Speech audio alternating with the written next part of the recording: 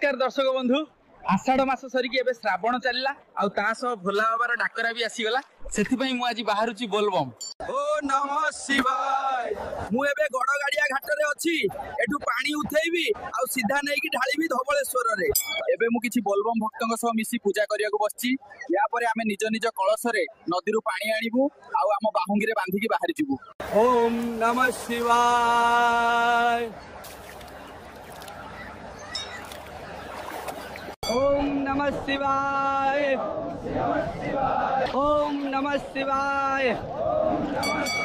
बोल बम हर हर बम बोल बम हर हर बम बोल बोल बोल बोल रे बम हर हर हर हर हर बम। दर्शक बंधु एबे आमे पानी उठेई बाहरी गलु धवळेश्वर को बहुत भक्त माने भी जाउचंती आ तांको सह प्रथम थर गोटे मांकड़ बोलबम जाउची भाई पाग पूरा कालिया हेलानी लागुची झड़ वर्षा हबो हेले जहां भी हे जाऊ आमे जाई बाबा को ऊपर पानी ढालिबु बोल बम हर हर बम आर बाबा मणि। दर्शक बंधु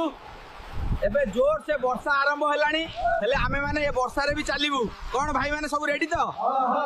अरे भोला बाबा पार करेगा जटिया बाबा पार करेगा अरे गणेश फादर पार करेगा झड़ वर्षा पार करेगा। भाई मु बोलबम आसी जानली जे